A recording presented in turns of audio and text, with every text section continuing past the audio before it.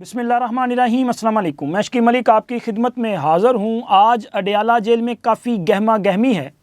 एक तो इमरान ख़ान से मुलाकात के लिए उनकी फ़ैमिली के मेंबर्स अडयाला जेल गए हैं। इसी तरह तहरीक इंसाफ या सुन्नी इत्तेहाद कौंसिल के लोग भी उनसे मुलाकात के लिए अडयाला जेल पहुँचे हैं और वज़ीर आला खैबर पख्तूनख्वा अली अमीन गंडापुर भी उनसे मुलाकात कर रहे हैं। अब जिस वक्त ये वीडियो रिकॉर्ड की जा रही है, मुलाकात जारी है और इस मुलाकात में खैबर पख्तूनख्वा की काबीना का फ़ैसला जो है वो होना है, ये तो बतलाया गया है ना। लेकिन असल जो फ़ैसला होना है वो फ़ैसला है मुल्क में अनसर्टेनिटी पैदा करने का। वो फ़ैसला होगा कि हमने सियासी अदम इस्तेहकाम को कैसे बरकरार रखना है। और इस मुलाकात में ये फ़ैसला होगा कि खैबर पख्तूनख्वा के जहाँ पे ये नारे लगाए गए वेलकम टू सल्तनत इमरानिया, हमने इमरान ख़ान की इस रियासत को वफाक़े पाकिस्तान के ख़िलाफ़ कैसे इस्तेमाल करना है और हालात को कैसे ख़राब करना है, क्योंकि इमरान ख़ान से आप कोई खैर की तवक्के रख ही नहीं सकते। इमरान ख़ान ने आज फिर एहतजाज की कॉल दी है। उन्होंने ये नहीं कहा कि हमारी सूबाई हुकूमत वफाक के साथ बैठकर सूबे के मामलात को हल करेगी। वो सूबे में आने वाले दिनों में जो मुआशी बहरान पैदा हो सकता है उससे निपटने की हिकमत अमली तय करेगी। वो सूबे के अवाम को रिलीफ पैकेज देने के लिए इक़दामात करेगी। ये बात नहीं हुई। उन्होंने अब तक की इत्तलात के मुताबिक जो हदायत जारी की है उसके मुताबिक इतवार वाले दिन पूरे मुल्क में एक बार फिर एहतजाज किया जाएगा, यानी कि पूरे मुल्क को जो है वो रोकने की कोशिश की जाएगी, सड़कें ब्लॉक की जाएंगी, लोगों का जो अपना वो मामूलाते ज़िंदगी है इसको मफलूज करने की कोशिश की जाएगी। ये कोशिश होगी कि कोई बंदा भी किसी हस्पताल में ना जा सके, कोई बच्चा स्कूल तक ना जा सके, कोई शख्स अपनी ड्यूटी पे ना जा सके, जॉब तक ना जा सके। पूरे मुल्क में जो है वो हर जगह पे तहरीक इंसाफ के इंतशारी जो हैं वो अपना इंतशार फैलाएंगे। ये फ़ैसला किया गया है और मुझे तो कोई हैरत नहीं होती, क्योंकि इमरान ख़ान की सोच ही ऐसी है, वो यही फ़ैसला करेंगे। लेकिन बहसियत कौम हमने ये फ़ैसला करना है, हमने इन चीज़ों पे गौर करना है कि क्या हमें इन इंतशारियों का साथ देना है या हमने पाकिस्तान को लेके आगे चलना है। हमने अपने हालाते ज़िंदगी को बेहतर करना है या इनके सियासी ज़ाती मफादात का ईंधन बनना है।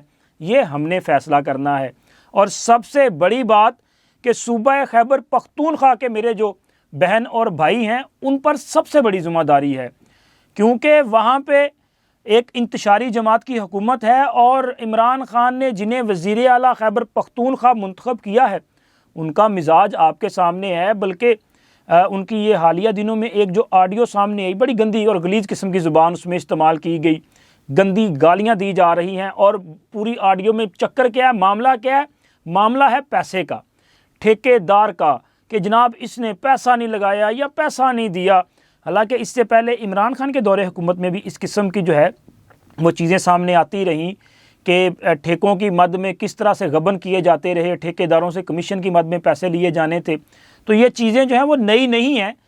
अब तो चूँकि मसूफ़ खैबर पख्तूनख्वा के वज़ीर आला होंगे और चीफ़ एग्जेक्टिव बहुत बड़ा ओहदा होता है और सूबे का पूरा बजट उनकी जेब में एक तरह से होता है।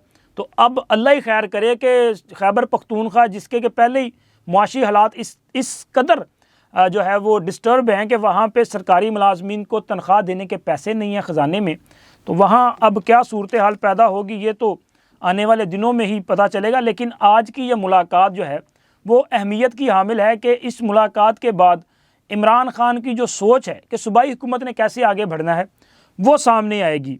और इसी के साथ साथ ये जो जीते हैं ना सुन्नी इत्तेहाद कौंसिल वाले, ये जो आज़ाद हसीयत में आए थे, तो इस खाकसार ने आपको पहले भी ये ख़बर दी थी कि ये जो सारे के सारे मफरूर और इश्तिहारी जिनके नॉमिनेशन पेपर्स एक्सेप्ट किए गए, जिनको इलेक्शन लड़ने का मौका दिया गया, इनमें से बहुत सारे ऐसे हैं जो कि यकीन दहानियाँ करवा के इलेक्शन लड़ रहे हैं और उनके लिए बाकायदा तौर पे मतलब सहूलतकारी की गई है।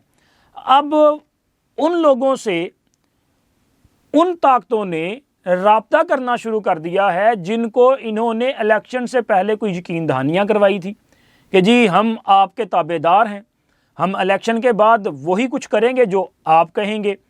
अब चूँकि इलेक्शन हो चुका, हलफ वगैरह हो चुका, हालांकि हलफ से पहले होना था, लेकिन अब जो मेरे पास खबर है ज़राए के हवाले से, खबर ये है कि जनाब बाज़ ताकतों की तरफ से ऐसे अफराद के साथ राब्ता किया जा रहा है और बड़े तसलसल के साथ राब्ता हो रहा है, डायरेक्टली भी इनडायरेक्टली भी। उनके दोस्त अहबाब, मतलब जो ग्रंटर थे, उनसे राब्ते किए गए हैं और उन्हें बतलाया गया है कि आपने जो कमिटमेंट की थी उसको अब पूरा करने का टाइम आ चुका है।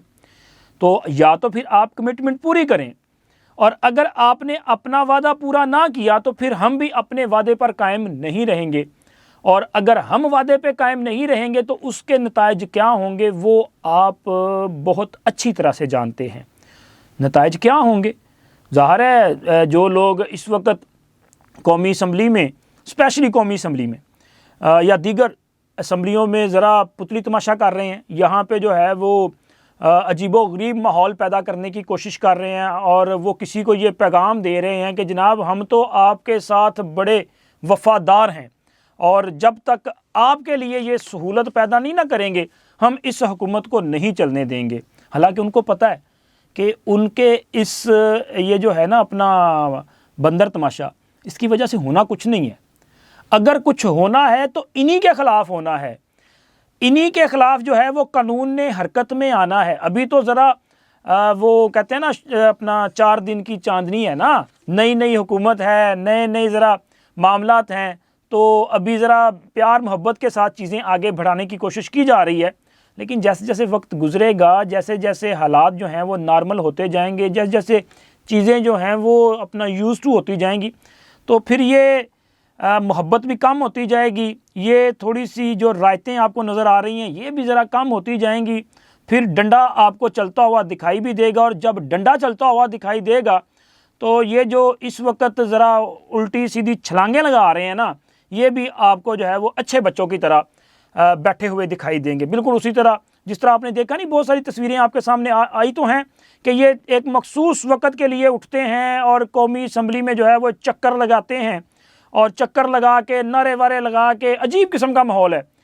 एक ऐसा गैर संजीदा किस्म का रवैया अपनाया जाता है कि यार हैरत होती है कि ये लोग कौमी असम्बली के मेंबर हैं, मतलब जिनको पता ही नहीं है कि असम्बली का डिकोरम क्या है, यहाँ की जो है वो रूल्स एंड रेगुलेशंस वो क्या हैं, कैसे असम्बली में आप बैठ सकते हैं, कैसे असम्बली में आप अपना पॉइंट ऑफ आर्डर रेज़ कर सकते हैं, कैसे आप पॉइंट ऑफ एक्सप्लेनेशन जो है उस पर आप बात कर सकते हैं, आप अपने सवालात कैसे आपने देने हैं, आपने तहरीक इस्तेहकाक कैसे जमा करवानी है, आपने तहरीक इल्तवा कार कैसे देनी है, आपने तवज्जो दिलाओ नोटिस कैसे देना, इनको कुछ पता नहीं है।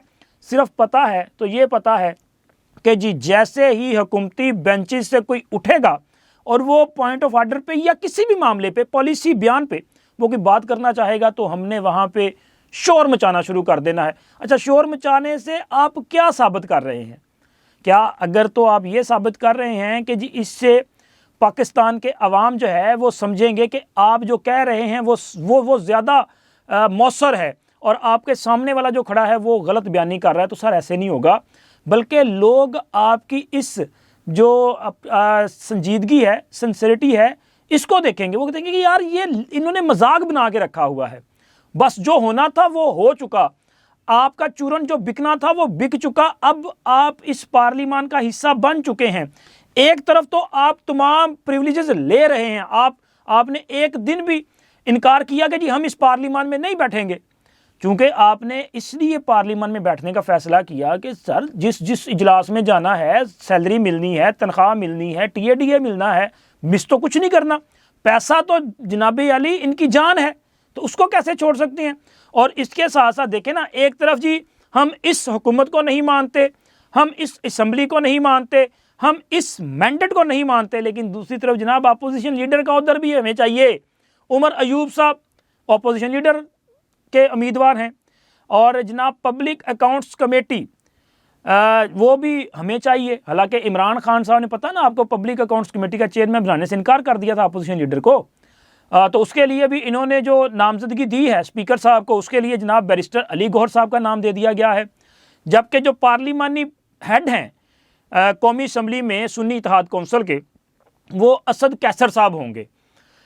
ये तीनों जो नॉमिनेशंस हैं, इस हवाले से तहरीरी तौर पे स्पीकर कौमी असम्बली को आगाह कर दिया गया है, क्योंकि हमने ओहदा कोई नहीं छोड़ना, हमें तमाम मरात भी चाहिए, लेकिन इसके साथ साथ हमने अपनी जो ड्रामेबाजी है वो भी करनी है। लेकिन सर, जिनको आप यकीन दहानियाँ करवा के आए हैं ना, अब उन्होंने भी लंगोट कस लिया है और उन्होंने भी ना ये फैसला कर लिया है कि या तो फिर आप अपना वादा पूरा करेंगे, नहीं तो फिर आपका मुकम्मल तौर पे जो है सफाया हो जाएगा। सफाया कैसे होना है ये तो आने वाला वक्त बताएगा, लेकिन मेरे पास जो खबर थी मैंने आपके साथ शेयर कर दी है।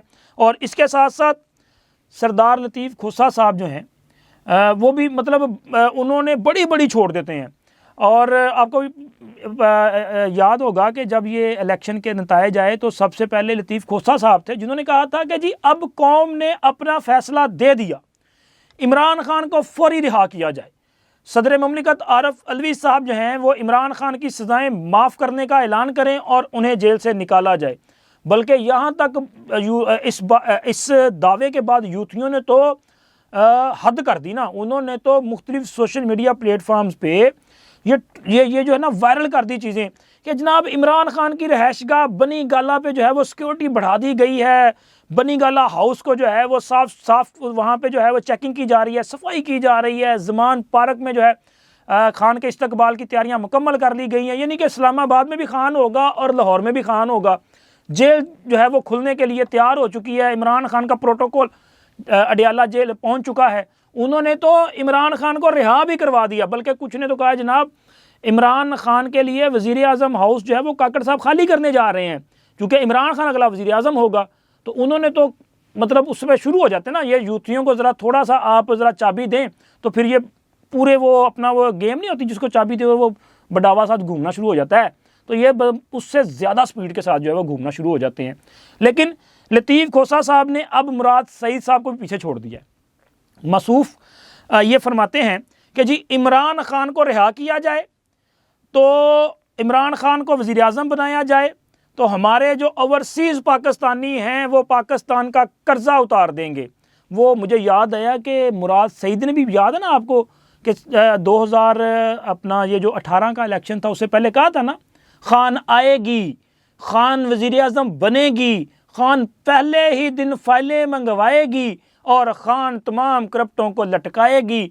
ओवरसीज़ पाकिस्तान में 200 अरब डॉलर भेजेगी और पाकिस्तान का कर्जा उतारेगी, इनकलाब आ जाएगा।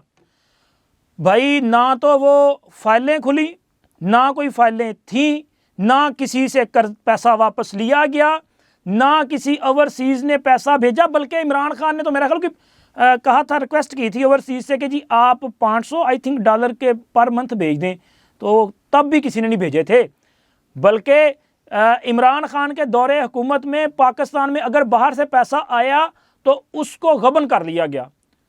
इमरान खान के दौरे हुकूमत में भाई आए थे ये 190 million dollar, 190 million pound Imran Khan के दौर में आए थे ना, वो हुकूमती ख़जाने में नहीं गए। लेकिन इमरान खान को अल कादर की ये जो है ना वो सैकड़ों कनाल अराजी ये मिल गई।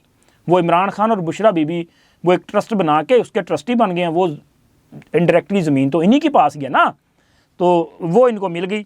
लेकिन पाकिस्तान के अवाम को कुछ नहीं मिला। अवाम को अगर मिला तो उनको एक जो है वो सब्ज़ बाग कि जनाब हम 50 लाख घर देंगे, हम 1 करोड़ नौकरियां देंगे, हम पाकिस्तान में इनकलाब लेके आएंगे। लेकिन कौन सा इनकलाब, कहाँ नौकरियां, कहाँ घर। और भाई यहाँ पे तो लोगों के घर गिरा दिए थे इमरान खान के दौरे हुकूमत में। यहाँ पे बेरोज़गारी जो है वो अपनी तारीख के बुलंद तरीन जो ग्राफ है वहाँ पे पहुँच चुकी थी इमरान खान के दौरे हुकूमत में। इमरान खान ने सिर्फ लोगों के जज्बात से खेला है और ये तसलसल आज के दिन तक कायम है। इमरान खान ने हमेशा जो है वो ऐसा मौक़िफ़ लिया कि जिससे लोगों ने पसंद किया, और उन्होंने कभी भी अपनी हुकूमत की कारकर्दगी पे बात नहीं की। वो KPK की हुकूमत हो, वो वफाक की हुकूमत हो, इमरान खान ने कभी इस पे बात नहीं की। उन्हें इस पर बताना चाहिए। आज भी मैं आपसे बैटल लगाने को तैयार हूँ कि इमरान खान की ये जो मुलाकात हो रही है ना अली अमीन गंडापुर के साथ, इसमें भी आपको कोई ऐसा प्लान नहीं सामने आएगा कि जी हम किस तरह से हुकूमत करेंगे, नहीं। अब देख लीजिएगा उसमें मुखालफिन के लिए गालियाँ होंगी, बिल्कुल जो इनका मिजाज है उनको जो है वो धमकियाँ होंगी, और जनाब अली इमरान खान के मिजाज के मुताबिक जो है सियासी बयान होगा, और इसके अलावा इसमें से कुछ नहीं निकलेगा।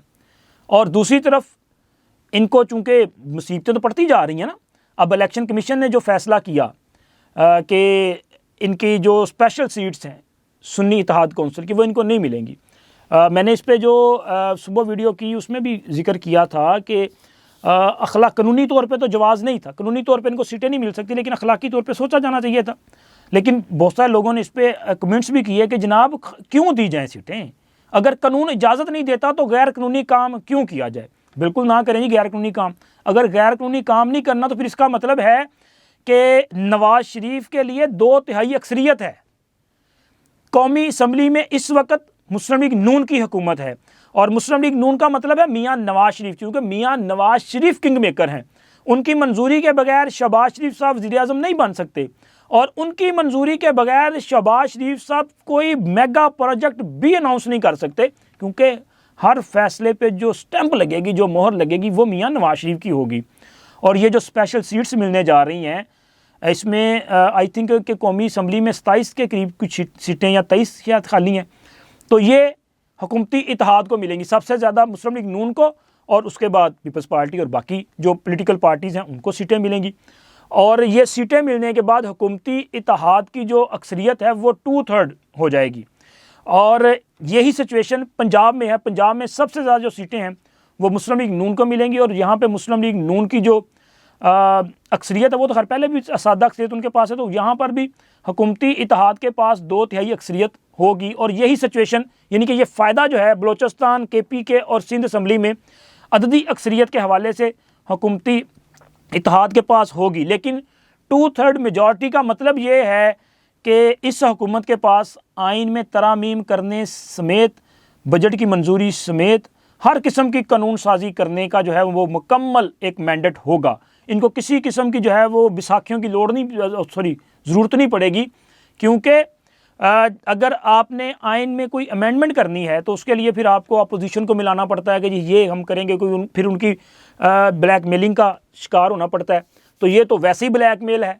अब देखें ना, इन्होंने एक तरफ ये कहते हैं कि जी ये हुकूमत जो है वो मैंडेट चोर है, हम इसको नहीं मानते। दूसरी तरफ इमरान खान के लिए करारदाद जमा करा दी है असद कैसर साहब ने और बाकी लोगों ने करारदाद जमा कराई। और इस करारदाद में क्या कहा गया है कि जनाब अली इमरान खान, शाह महमूद कुरैशी समेत हमारे जो लोग गिरफ्तार हैं ये सियासी कैदी हैं, लिहाजा हुकूमत सियासी कैदियों को रिहा करने का हुक्म दे। और वो कहते हैं हम तो 9 मई की मजम्मत करते हैं, तो लिहाजा हमारे लोगों को रिहा कर दिया जाए। सवाल ये पैदा होता है कि भाई आपके लोग कहाँ से सियासी कैदी हैं? क्या इमरान खान को किसी दूसरे ने कहा था कि तोशा से घड़ी चोरी करो, या किसी ने कहा था कि आप अलकादर की ज़मीन लो, आप पैसा जो है वो सरकारी ख़जाने की बजाय मलक रियाज के खाते में डाल दो? किसने कहा था? इमरान खान के ख़िलाफ़ जिन केसेस के फ़ैसले आए हैं ये कानूनी तौर पे फ़ैसले आए हैं। आप जाएँ अदालतों में, अगर इमरान खान और बाकी लोगों को रिलीफ मिलता है किसी को कोई इतराज़ नहीं है, लेकिन अदालतों से रिलीफ लेना, यहाँ पे करारदादें जमा करा के, यहाँ पे तकरीरें करके आप एलानिया तौर पे NRO मांग रहे हैं। वो इमरान खान जो दूसरों को कहता था ये मुझसे NRO मांग रहे हैं, हालांकि वो कहते थे कि मिसाके मुईशत कर लें, जब ये वज़ीर आज़म था तो कहता था मुझसे ये NRO मांग रहे हैं। और अब तो जनाब इमरान खान के लिए ये बाज़ाब्ता तौर पे NRO मांग रहे हैं। लेकिन मेरा ख्याल है कि इनको इस तरह से NRO नहीं मिलेगा, क्योंकि मियाँ नवाज शरीफ ने फैसले करने। और मियाँ नवाज शरीफ ने तो कल इनके वो जो है अपना यूथिया सदर ये जनाब आरफ अलवी साहब, जब वज़ीर आज़म की हलफ बर्दारी थी उसमें आरफ अलवी साहब से उन्होंने हाथ नहीं मिलाया। आर्मी चीफ साहब से, जरदारी साहब से, बाकी लोगों से मुलाकातें हुई, मुसाफा हुआ, लेकिन सदर आरफ अलवी से ना तो उन्होंने मुसाफा किया, ना उनके साथ उन्होंने चाय पी। हालांकि ये एक रवायत है कि जब हलफ बर्दारी होती है तो अहम शख्सियात जो हैं वो ऐवान सदर के पिंक रूम में जाती हैं, वहाँ पे मुलाकातें भी होती हैं, वो उनके लिए जो है वो चाय वगैरह का, हाई टी का जो एहतमाम किया जाता है। लेकिन मियाँ नवाज शरीफ पिंक रूम में नहीं गए, उन्होंने आरिफ अलवी के साथ हाथ मिलाना जो है वो गवारा नहीं किया। आप अंदाज़ा लगाएं कि किया ठीक है। देखें, अगर इन्होंने जिस किस्म का किरदार अदा किया है अलवी साहब ने या तहरीक इंसाफ ने या इमरान खान ने, बनता है इन लोगों के साथ किसी किस्म का कोई ऐसा रिलेशन जो है वो हो। हाँ, कौमी असम्बली में मुल्की मफाद के लिए अगर कहीं किसी अमेंडमेंट के लिए इनकी ज़रूरत पड़े तहरीक इंसाफ वालों की, तब बात की जा सकती है। लेकिन ये नहीं है कि मियाँ नवाज शरीफ इनके साथ हाथ मिलाते फिरें और इनके साथ मुलाकातें करके तस्वीरें बनवाते फिरें। इनकी औकात यही है कि इनके साथ किसी किस्म की जो है वो रायत नहीं होनी चाहिए और इनको कोई स्पेस नहीं मिलनी चाहिए। ये मेरा ख्याल था जो मैंने आपके साथ शेयर किया। आप अपनी राय का ज़रूर इजहार कीजिएगा। इसके लिए चैनल का कमेंट सेक्शन हाज़िर है। इसके अलावा आप चैनल को सब्सक्राइब भी कर दें, वीडियो को लाइक और अपने फ्रेंड सर्कल में शेयर भी कर दें। अल्लाह हाफिज़।